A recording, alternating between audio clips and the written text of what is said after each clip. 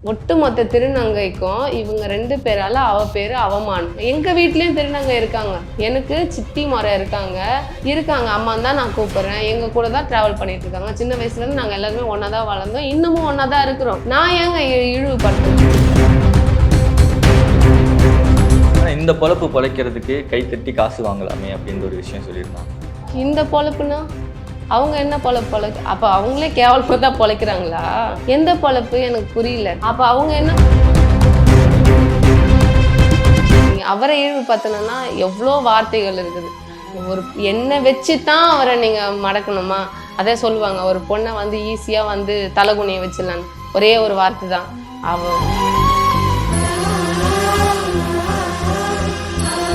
இவங்க 2 பேர் social media இருக்குதுங்கிறதுக்காக கண்ட மேனிக்கு ஒரு பெண்ணை, அதுவும் இப்போதான் எனக்கு புள்ள பிறந்து இன்னும் என் உடல் நிலை கூட நான் இன்னும் ரெக்கவர் ஆகி வரல, அதுக்குள்ளே எனக்கு இவ்வளோ சாபம், என் பிள்ளைக்கு இவ்வளோ அவ பேர்.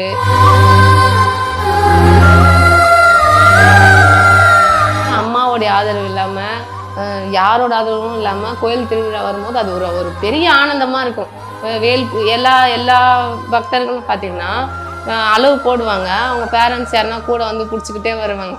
நாங்கள் மட்டும் அந்த அம்மாவை மட்டும் மனசில் நினச்சி அந்த அம்மா கூட இருக்கிறா அப்படின்னு சொல்லிட்டு, ஆனால் அதே நடந்து வருவோம். நாங்கள் காலையில் இருந்துச்சு எங்கள் வீட்டில் வந்து பால் டீ காஃபிலாம் கொடுக்க மாட்டாங்க.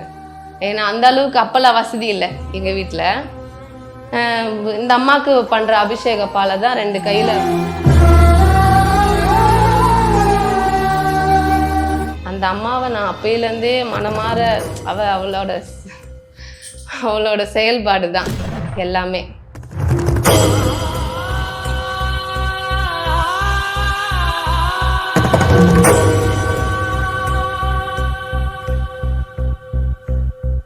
தொடர்ந்து நிறைய விஷயங்கள் இவரை பற்றியும் உங்களை பற்றியும் அவங்க வந்து சமூக வலைத்தளங்களில் ரொம்ப ஆக்ரோஷமாகவும் அவதூறாகவும் பேசிட்டு இருக்காங்க. அதில் இன்னொரு விஷயம் கூட சொல்லியிருந்தாங்க, அது எப்படி என் வாயால் அந்த கேள்வியை கேட்கறதுன்னு தெரில. இவர் வந்து ஒரு 1.5 வருஷமா காசியில் இருந்தார் இல்லையா? ஸோ இவர் வந்து 1.5 வருஷமா காசியில் இருக்காரு. ஸோ உங்களுக்கு எப்படி அந்த குழந்தை கிடைச்சது அப்படின்ற மாதிரி சில விஷயங்கள் கேட்டாங்க. யோசிக்காம அப்படி ஒரு கேள்வி கேட்குறாங்க இல்லையா? பொண்டாட்டி எவனுக்கு பெத்தா அந்த புள்ளியன்னு அந்த வார்த்தையை கேட்டாங்க. அதாவது எவனுக்கு பெத்தன்னு நீ கேட்குறன்னா, ஒருவேளை நீ விலகு பிடிச்சியா, இல்லை நீ வந்து புரோக்கர் வேலை பார்த்தியா, அப்படி எதுனா பார்த்துருந்தீங்கன்னா நீ இந்த கேள்வி கேட்கலாம். சரி, அப்படியே உனக்கு டவுட்டா, இல்லை உண்மையாகவே இது கலையரசனுக்கு தான் பிறந்துச்சா அப்படின்னு ஒரு டவுட் இருந்துச்சுன்னா, இல்லை நான் வேற எங்கன்னா எதனா பண்ணிட்டேன்னு உனக்கு இருந்ததுன்னா என்னை கையோடு கூட்டிகிட்டு போ. நீ அரசு மருத்துவமனை கூப்பிட்டு போவியோ இல்லை எங்கே வச்சிலோ, அது உங்களோட விருப்பம். நீ டெஸ்ட் பண்ணி பார்த்து நீ மக்களுக்கு சொல்லிடு. ஏன்னா நாளைக்கு நீ சொன்ன வார்த்தை, நீ விட்ட வார்த்தை என் புள்ளிய பாதிக்கக்கூடாது. நாளைக்கு அவனுக்கு ஒரு அவப்பேர் வரக்கூடாது.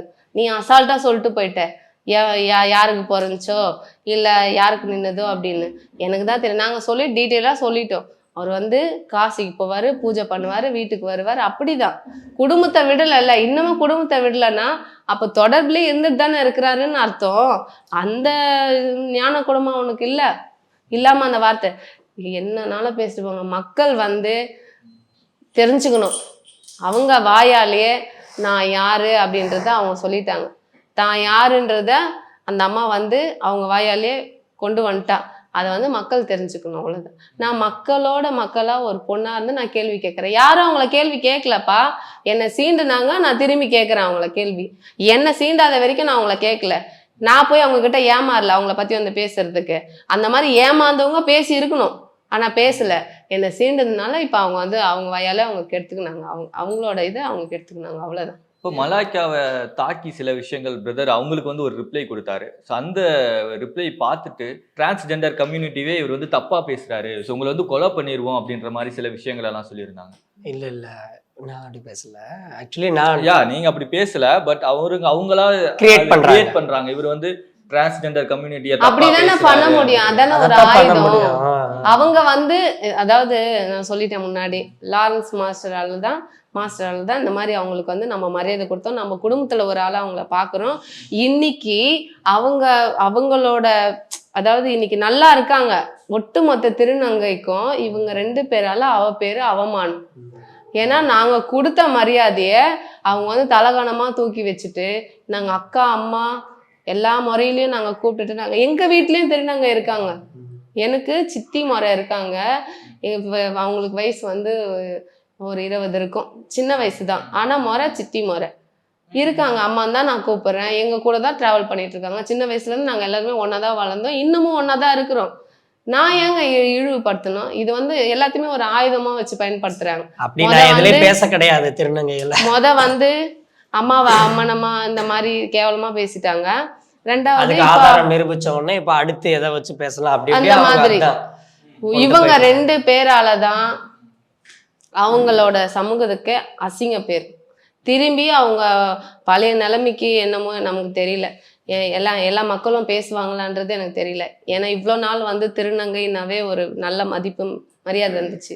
இவங்க 2 பேர் சோஷியல் மீடியா இருக்குதுங்கிறதுக்காக கண்ட மேனிக்கு ஒரு பெண்ணை, அதுவும் இப்போதான் எனக்கு புள்ள பிறந்து இன்னும் என் உடல் நிலை கூட நான் இன்னும் ரெக்கவர் ஆகி வரல, அதுக்குள்ளே எனக்கு இவ்வளோ சாபம், என் பிள்ளைக்கு இவ்வளோ அவப்பேரு, இதெல்லாம் கொடுத்ததுக்கு கண்டிப்பா மக்கள் கிட்ட கண்டிப்பா அவங்க அதுக்கான எதிர்ப்பை சந்திப்பாங்க. ஆனா இந்த பொழப்பு பொழைக்கிறதுக்கு கைத்தட்டி காசு வாங்கலாமே அப்படின்ற ஒரு விஷயம் சொல்லியிருந்தாங்க. இந்த பொழப்புனா அவங்க என்ன பொழப்பு அப்ப அவங்களே கேவலமா தான் பொழைக்கிறாங்களா? எந்த பொழப்பு எனக்கு புரியல. அப்ப அவங்க என்ன பொழப்பு பொழைக்கிறாங்க? இந்த பொழப்பு பொழைக்கிறதுக்கு என்ன? அப்ப நீ வேற ஏதாவது பண்றியா இல்லை அவரு அந்த மாதிரி பண்றாரு? எனக்கு புரியல. நாங்க வந்து என்னப்பா சம்பாதிச்சோம், எனக்கு அவர் போய் கோயிலில் உக்காஞ்சோடனே எல்லா மீடியம் வந்துட்டீங்க. இன்னமும் கோயில் அதாவது உக்காஞ்சோடனே வந்துட்டீங்க. இப்போ கோயிலுக்கும் போக முடியாத நிலைமை ஆயிடுச்சு. இதில் நாங்கள் என்ன சம்பாதிச்சிருப்போம்? அப்போ ஈன பொழப்பு பொழைச்சி இது வரைக்கும் நீங்கள் தான் எல்லாமே செட்டில் பண்ணி வச்சிருக்கு, நீங்கள் தான் சம்பாதிச்சுன்னு இருக்கிறீங்க. நாங்கள் பண்ண அந்த கேள்வியை உங்களுக்கே நீங்களே வச்சுக்கலாம். கேட்குற எல்லா கேள்விகளுமே திருப்பி அவங்க 2 பேரையும் முகத்தை பார்த்து கேட்டுக்க சொல்லுங்க. அப்புறம் என்னை பற்றி பேச சொல்லுங்க. கண்ணாடியில் நின்று பேசுறது தான். அவங்க அப்படியே கேட்டுக்க சொல்லுங்க. திருப்பி இப்படி கை நீட்டும் போது இங்கே பார்த்து கேட்டுக்குங்க. அவ்வளோதான். எல்லாரோட கண்ணை பார்த்தே அவங்களோட எப்போ சாவாங்க அப்படின்ற தேதியை அவர் சொல்லிடுவார் இல்லையா? ஃபர்ஸ்ட் உங்க குடும்பத்துக்கு சொல்லுங்க அப்படின்னு. ஆமாம், நான் தான் என்னோடதை கணிச்சு வச்சிருக்கேன். எது இன்னொன்று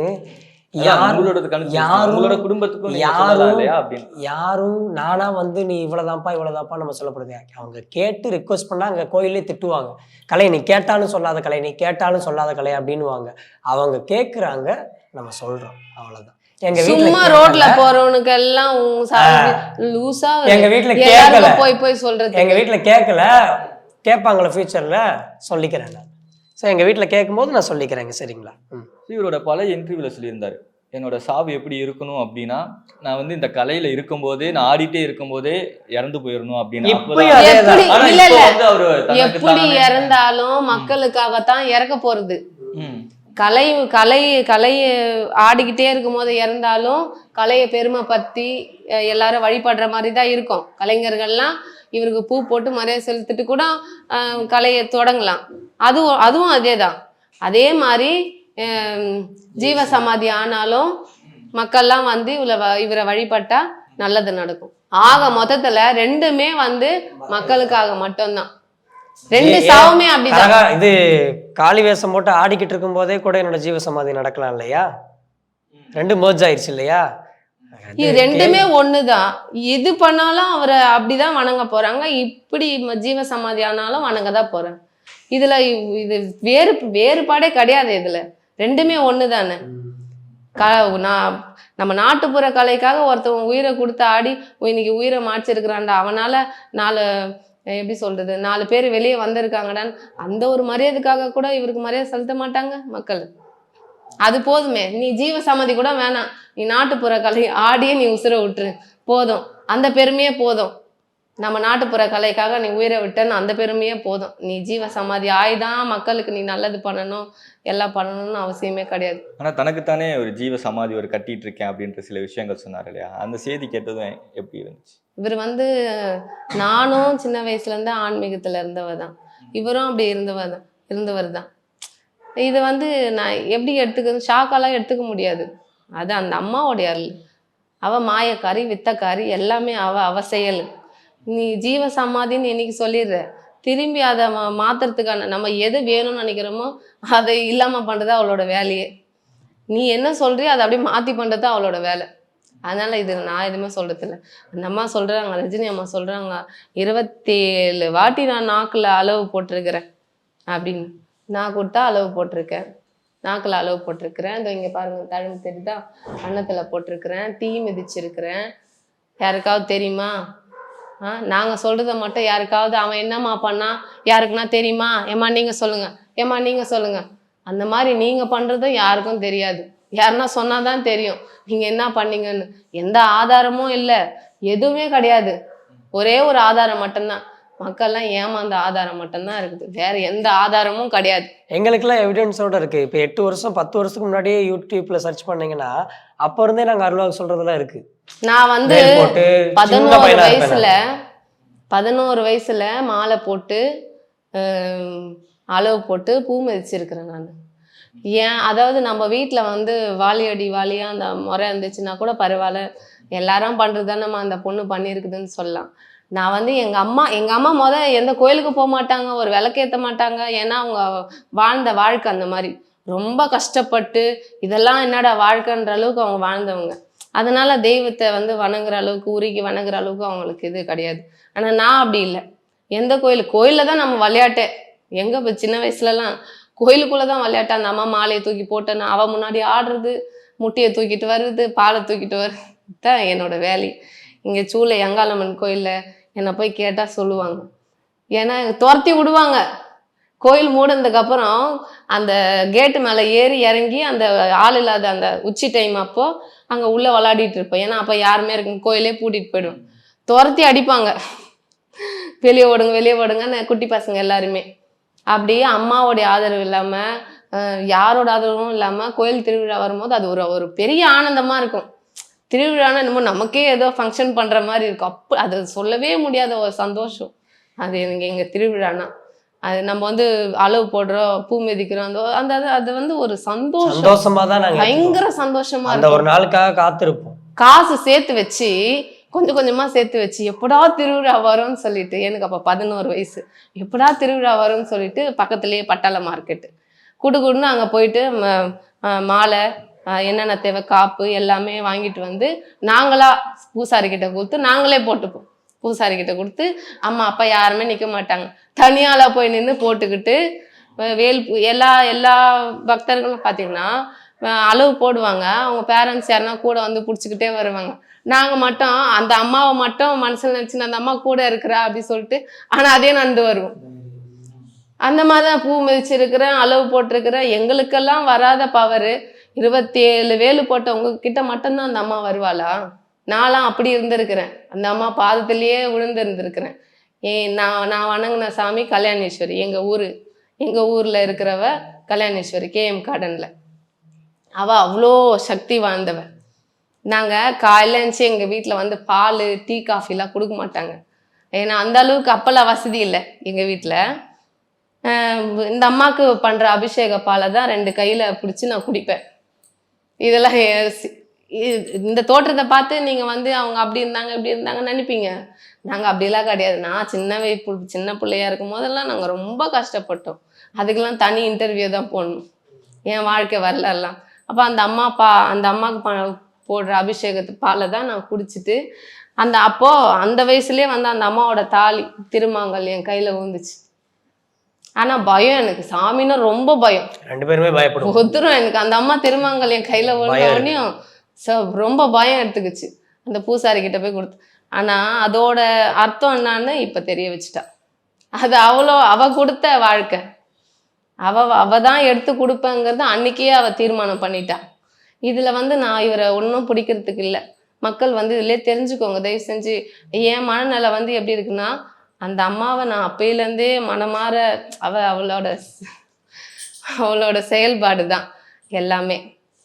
அதனால் நான் வந்து நீ இது இப்படி தான் இருக்கணும் இப்படி தான் பண்ணணும்லாம் என்னால் சாதாரணமாக யாரையும் வந்து நான் அப்படி சொல்ல மாட்டேன். நீ இப்படி தான் இருக்கணும் இப்படி தான் பண்ணணும்.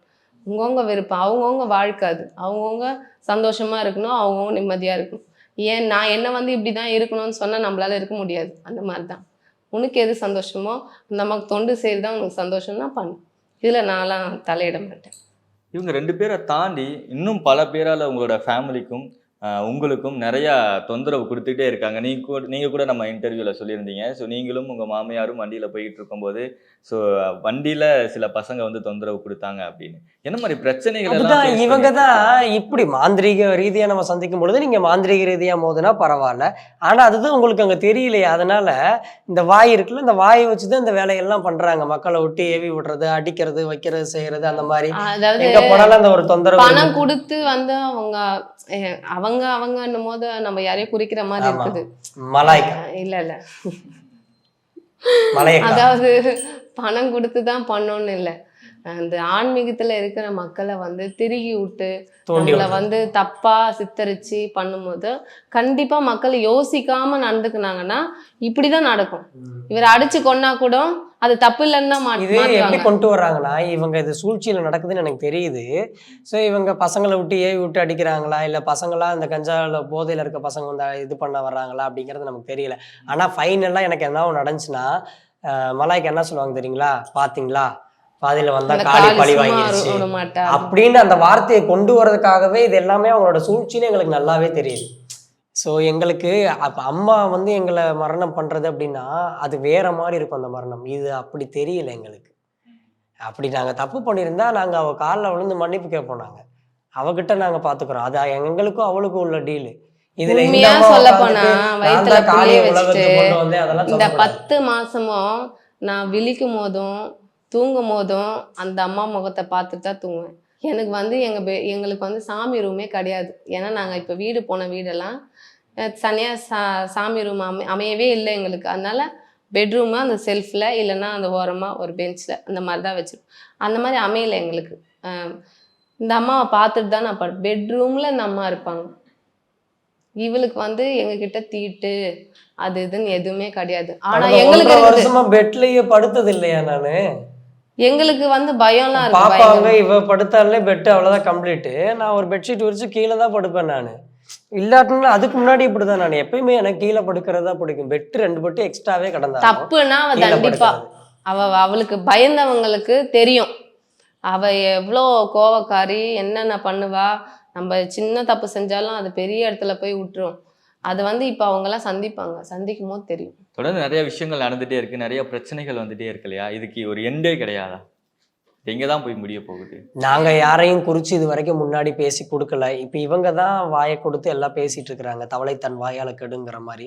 அது அந்த அம்மா எண்டு இருக்கு. அது மக்கள் கையில இருக்கு. மக்கள் கையில இருக்கு. மக்கள் சிந்திச்சு செயல்பட்டால் இந்த மாதிரி இவருன்னு இல்லை, யாருமே வந்து போலியா நடிக்க முடியாது, போலியா உருவாகவும் முடியாது. யாருமே சரி. நான் இவருக்கு சப்போர்ட் பண்ணலாம் பேசல. நான் பொதுமக்களாக தான் நான் எனக்கு வர்ற வார்த்தையெல்லாம் நான் பொதுமக்களாக தான் நான் பேசுகிறேன். என் கணவன் இல்லை அவர் ஒரு சாமியார் இல்லை அவரை வாழ விடுங்கன்னு நான் கேட்கவே இல்லை. மக்கள் வந்து தெளிவாக இருங்க. ஸோ ரஜினி அம்மா வந்து இன்னொரு விஷயம் கூட சொல்லியிருந்தாங்க. இவர் வந்து இந்த தொழிலுக்கு வந்து நிறையா சம்பாதிக்கிறாரு, ஃபர்ஸ்ட் எவ்வளோ சம்பாதிச்சிருக்கிறாரு அப்படின்னு சொல்லி கேளுங்க அப்படின்னு. எவ்வளோ ஏர்னிங்ஸ் வருது? சின்ன வயசுல இருந்து அருள்வாக்கு சொல்றேன் நான். எங்க ஊர்க்காரவங்களுக்கு எல்லாருக்குமே நல்லா தெரியும். நான் 10 ரூபாய் கூட வாங்க மாட்டேன். வீட்டில் வந்து சும்மா உட்காந்து சொல்லிட்டு போவேன். போற வழியில கோயிலில் உட்காந்து சொல்லும்போது எத்தனை பேர் வந்தாலும் நம்ம வந்து பணம் வாங்குறது கிடையாது. இதுல இருந்து பெருசா ஒன்றும் நான் அப்படி சொல்ல போனா ஒரு 500 கோடி ரூபாய் சம்பாரிச்சு வச்சிருக்கேன். 500 கோடி ரூபாய் சம்பாரிச்சு. ஆமா, ஒரு பேங்க் பேலன்ஸ் செக் பண்ணா ரிசர்வ் பேங்க், தெரிஞ்சிடும். ரிசர்வ் பேங்க்ல அக்கௌண்ட் இல்லை வச்சு. தெரிஞ்சிடும்ல. யாராவது கூட்டிட்டு வந்து கொஞ்சம் செக் பண்ணி. சரி, அப்படியே எனக்கு ஒரு ஐடி ரைடு விடுங்க. ரஜினி அம்மா வீட்டுக்கு ஒரு ஐடி ரைடு விட்டுருங்க. சரியான கேள்வியா? அதுல வந்து 2 பேரும் வசமா மாட்டிக்கிறோம். ஓகே, என்னுடைய சொத்து மதிப்பு எவ்வளோன்னு அவங்க என் வீட்டில் எவ்வளோ? இல்ல ஒரு நிமிஷம் இரு. இவரோட ஜிபே வந்து மைனஸ்ல கிடக்கு. என்னோட ஜிபே அக்கௌண்ட் முன்னாடி ஒரு 1000 ரூபாய் கூட போட்டு விடுங்க. போட்டு விட்டு பாருங்க மைனஸ்ல புடிச்சுக்கிறாங்களா இல்ல அது நிக்குதான்னு. லட்சக்கணக்கில் புழங்கிட்டு இருந்த அக்கௌண்ட்னால சடனா இப்ப ஜீரோல போடவும் மாசம் 1000 ரூபாய் ஃபைன் போட்டுட்டு இருக்காங்க. ஆன்மீகத்துல வந்து இவரு பாவம் குறி சொல்றேன் மாந்திரிகம் பண்றேன்ட்டு மைனஸ்ல தான் கிடக்குது. மைனஸ்ல தான் இருக்கு. ஏன்னா செக் அவங்க பொதுமக்களுக்கு தேவையில்லாத உளறதை விட நீங்க வந்து இந்த மாதிரி வந்து செக் பண்ண சொல்லுங்க. ஐடி ரைடு விட சொல்லுங்க. 3 பேர் வீட்டுக்கு தெரிஞ்சிடும். மலாய்க்கா ராம்ஜி சார் வீட்டுக்கும் மறக்காம ரைடு விடுங்க. 4 பேர் வீட்லயே ரைடு விடுங்க, பாத்துக்கலாம். யாருது அதிகம்னு போட்டி பாத்துக்கலாம். நான் இப்பயே சொல்றேன், அவங்கள கூட 1 ரூபாய் இந்த சங்கமம் படத்துல 1 ரூபாய் சேர்த்து இல்ல வந்து தம்பி இந்தப்பா ஒரு 100 ரூபாய் வச்சுக்கோ, உன்னை பார்த்தா ரொம்ப பாவமா இருக்கு, இருக்கும்மா, பால் கொண்டா வாங்க பார்த்தா. வச்சுக்க 3 பிள்ளைய அந்த வச்சுக்க. மாதிரி கொடுத்துட்டு போயிடுவாங்க நமக்கு. அந்த அந்த இதுல இருக்கு நிலைமை. இதெல்லாம் மக்களை திசை திருப்பதற்காக அப்படி இப்படின்னு இவங்க கிளறி விடுற கேள்விகள் தான். மலாய்க்கா இன்னொரு விஷயம் சொல்லியிருந்தாங்க, நாங்க ஒண்ணும் உன்ன மாதிரி போய் பொண்டாட்டிய காணும் அப்படின்னு சொல்லி கேஸ் கொடுக்கல, அவங்கள தேடல அப்படின்னு. இதெல்லாம் சம்பந்தம் இல்லாத பேச்சு. எதுக்கு? அதாவது ஒரு வயசு பையனை வந்து திட்டுவாங்க வீட்டுல, நீ எல்லாம் உருப்பிடவே மாட்டடா, நீ எல்லாம் எப்படிடா பொண்டாட்டியை காப்பாத்த போறன்னு. கல்யாணம் ஆனவனை கேட்பாங்க, உன் பொண்டாட்டி சரியானவ, உன் பொண்டாட்டியை விட்டு இது பண்றியா, இல்ல உன் பொண்டாட்டி அங்க பாரு அங்கெல்லாம் போயின்னு வந்துன்னு இருக்கு. இதெல்லாம் ஒரு முழுக்க முழுக்க ஒரு பெண்ணை வந்து இழிவுபடுத்துற மாதிரி. இதை நீங்க அவரை இழிவுபடுத்தணும்னா எவ்வளோ வார்த்தைகள் இருக்குது. ஒரு எண்ணெய் வச்சுதான் அவரை நீங்க மடக்கணுமா? அதே சொல்லுவாங்க, ஒரு பொண்ணை வந்து ஈஸியா வந்து தலகுனிய வச்சிடலான்னு. ஒரே ஒரு வார்த்தை தான், அவ இதை வந்து நடத்தைய வந்து பேசு, அவ அமைதியா போயிடுவா. நான் பகிரங்கமா சொல்றேன், என் நடத்தைய பத்தி நீ என்ன வேணாலும் பேசு, அதுக்கெல்லாம் பயப்படுறவே நான் கிடையாது, அஞ்சப்படுறவளே நான் கிடையாது. நான் வாழ்ந்தது, நான் வளர்ந்ததெல்லாம் சென்னை KM கார்டன்ல. அங்க பேசாத பேச்சு இல்ல, நான் கேட்காத வார்த்தை இல்ல. அதனால நீங்க பேசுற அதெல்லாம் கேட்டு கேட்டு எனக்கு ஒரு பெண்ணை வந்து இப்படி முடக்கணும்னா இதுதான், இப்படி பண்ணா பண்ணிடலாம், ஒரு பொண்ணை வந்து நம்ம வாய் அடக்கிடலாம் அப்படின்னா அவளோட நடத்தையை பத்தி பேசினா இதாகும். அதனால எல்லா பெண்களுக்கும் நான் சொல்றதுதான், யாருன்னா உன் நடத்தையை பத்தி பேசுறான்னா பேசிட்டு போ, அதுக்கெல்லாம் அஞ்சவே அஞ்சாதீங்க. ஆமா நான் அப்படிதான் இருப்பா, நான் அப்படிதான். அதே மாதிரிதான் மலைக்காக சொல்றேன், நான் அப்படிதான். என்ன இப்போ என்னன்னா நீ தப்பா சொல்ல போறியா, அந்த வார்த்தையை சொல்ல போறியா, சொல்லிக்கு 1000 முறை அதை மந்திரம் மாதிரி கூட நீ சொல்லு, எனக்கு அதை பத்தி பிரச்சனையே இல்லை. நான் அந்த காதுல வாங்கி இந்த காதுல விட்டு நான் போயிட்டே இருப்பேன்.